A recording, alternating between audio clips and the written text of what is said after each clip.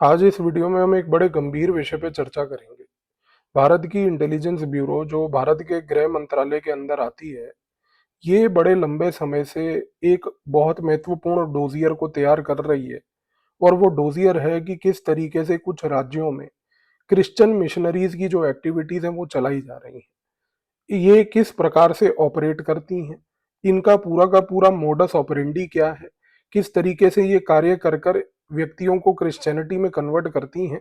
आज के इस वीडियो में हम इसी चीज के ऊपर एक गहरी चर्चा करके इस प्रोसेस को समझने की कोशिश करेंगे, ताकि इस वीडियो के थ्रू मेरी उम्मीद और आशा सिर्फ यही है कि जो देश में लोग रहते हैं और जो ये क्रिश्चियनिटी में कन्वर्जन होते हुए देख रहे हैं, वो जागरूक हो जाएं ताकि इस प्रोसेस को वो समझ पाए।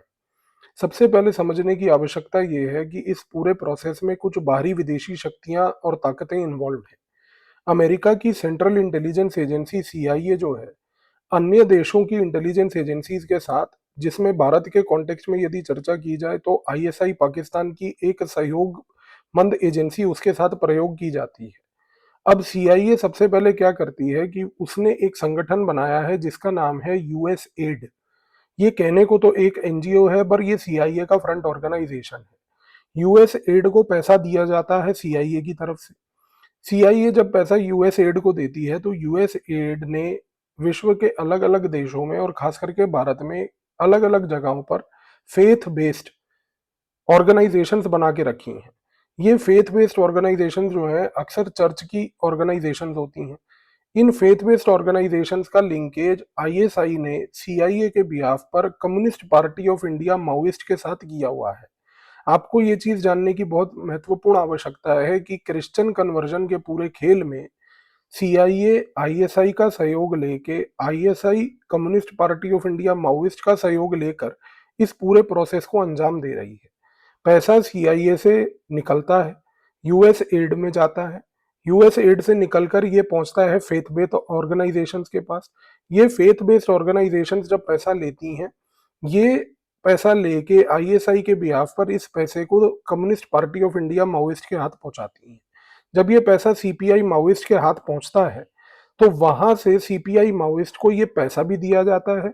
उनके साथ साथ अलग अलग इलाकों में जो सीआईए और आईएसआई ने मिलकर भारत के आसपास के देशों में जो मॉड्यूल बना रखे हैं, नेपाल का मॉड्यूल, बांग्लादेश का मॉड्यूल, म्यांमार का मॉड्यूल, इन जगहों से पहली बात तो सीपीआई माओइस्ट को ड्रग्स भी पहुंचाए जाते हैं। तो सीपीआई माओइस्ट एक सेंट्रल फीचर है इस पूरे खेल का। सीपीआई माओइस्ट के पास पैसा, सीपीआई माओइस्ट के पास पैसे के साथ साथ दूसरी चीज जो पहुंच रही है वो है ड्रग्स। सीपीआई माओइस्ट अब क्या करती है कि ये पहली बात तो ड्रग्स को बेचती है देश में। ड्रग्स को बेचने से सीपीआई माओइस्ट को मिलता है और पैसा। और जब ये पूरा भरपूर मात्रा में पैसा एकजुट इकट्ठा हो जाता है, तो ये जाता है ग्रामीण इलाकों में लोकल चर्चेज के पास। अब लोकल चर्चेज में क्या होता है कि ये पैसा चर्चेज से दिया जाता है वहां पर सीआईए और आईएसआई के इनरोल्ड पादरियों को। अब हर जगह सीआईए और आईएसआई ने क्या कर रखा है कि जो लोकल चर्च है, सीपीआई माओइस्ट के थ्रू जब वो पैसा इसको पहुंचाते हैं, इस पैसे को पहुंचाने के बाद क्या होता है कि उस चर्च के अंदर जो लोकल पादरी होता है, जिसको हम पेस्टर भी कहते हैं, तो ये जो लोकल पेस्टर होता है ये क्या करता है कि ये एक्टिवेट हो जाता है। पेस्टर हमेशा, पादरी हमेशा अभी तक एक स्लीपर सेल था, पर जैसे ही इसको पैसा पहुंचता है ये पैसे से एक्टिवेट हो जाता है। अब आगे का खेल कुछ ऐसा है कि ये पादरियों को एक लिस्ट दी जाती है। लिस्ट ये होती है कि भाई आपको एक गांव को अडॉप्ट करना है। अब ये पादरी और पेस्टर जो होते हैं ये क्या करते हैं कि ये बेसिकली एक या दो गांव को अडॉप्ट कर लेते हैं। फिर ये करते हैं कि भाई उस गांव में जाते हैं। गांव में जाकर सबसे पहले ये क्या करते हैं कि ये वहां पर जाकर एक किराए का मकान लेते हैं। भारत में अनफॉर्चुनेटली इस समय कुछ ऐसे राजनीतिक दल हैं और कुछ पॉलिटिकल पार्टियां हैं जो इस पूरे काम में इन पादरियों का सहयोग करती हैं। नाम लेने की आवश्यकता नहीं, आप सभी इतने अक्लमंद हैं समझने वाले कि वो पार्टियां कौन और किस दिलचस्पी से ये काम करती हैं। तो अब समस्या ये है कि जब ये पादरियों को एक या दो गांव अडॉप्ट करने को दे दिया जाता है, तो ये लिस्ट लेकर पहले तो उन गांव में पहुंचते हैं। फिर जब ये गांव में पहुंचते हैं तो वहां पर एक मकान किराए पे लेते हैं। किराए पे मकान लेने के बाद इनके पास एक लिस्ट पहुंचाई जाती है। ऐसा इंटेलिजेंस ब्यूरो का भी मानना है कि कई बार कई राजनीतिक दलों की तरफ से ही ये लिस्ट पहुंचाई जाती है इन लोगों को, और वो लिस्ट में होते हैं उस गांव के नागरिकों के और लोगों के नाम।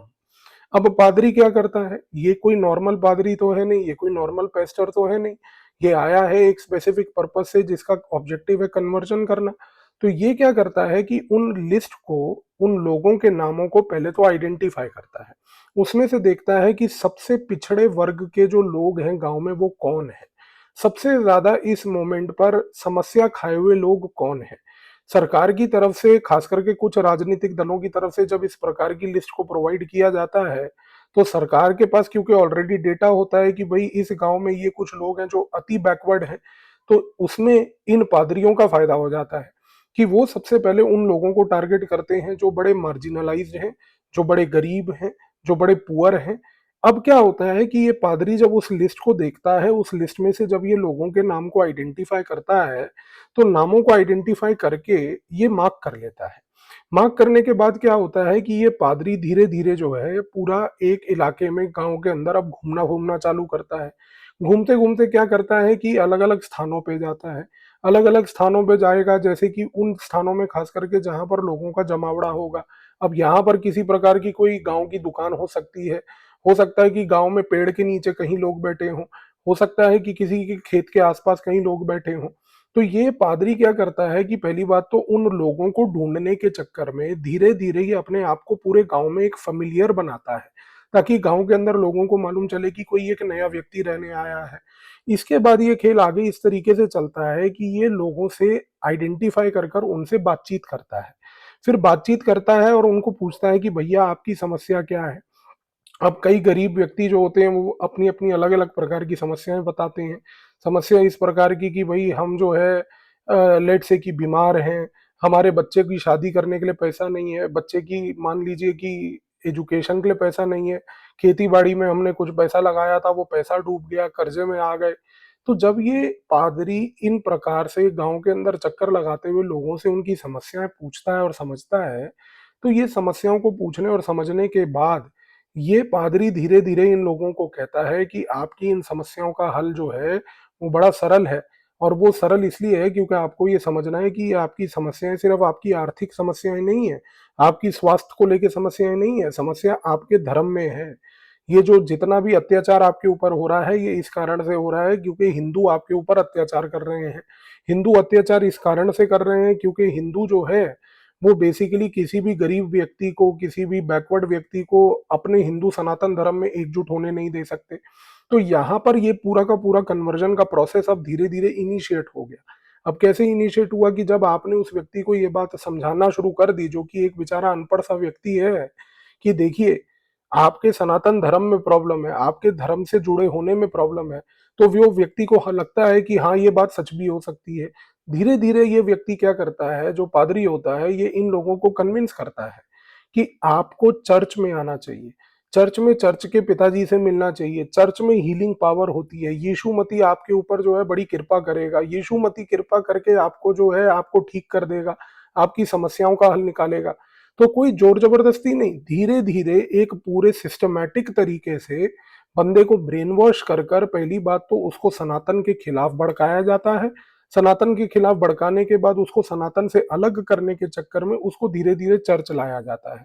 जब ये व्यक्ति चर्च फाइनली पहुंचता है, तो चर्च पहुंचने के बाद इसको चर्च के इकोसिस्टम के अंदर इनग्रेन कर लिया जाता है।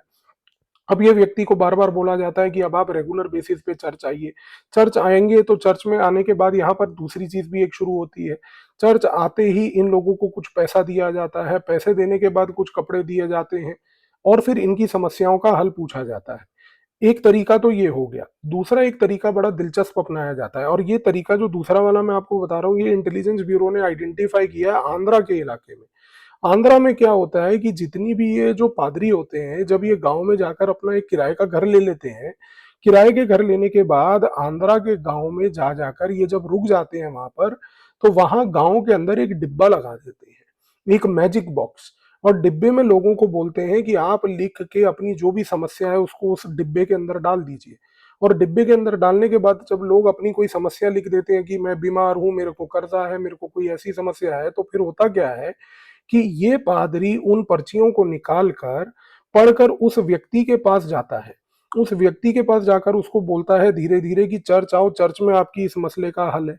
और वहां से स्टार्ट होता है ये कन्वर्जन प्रोसेस, जिसमें फिर से उसको सनातन के खिलाफ बताया जाता है, हिंदुइज्म को जो है एक सप्रेसिव रिलीजन बताया जाता है, और सारी समस्या का जड़ हिंदुइज्म के ऊपर डाल दिया जाता है। तो दोनों जगह पर आप समझने की कोशिश कीजिए, जो आंध्रा में मॉडल चल रहा है, पैन इंडिया लेवल पर जो मॉडल चल रहा है, वो दोनों सेम है।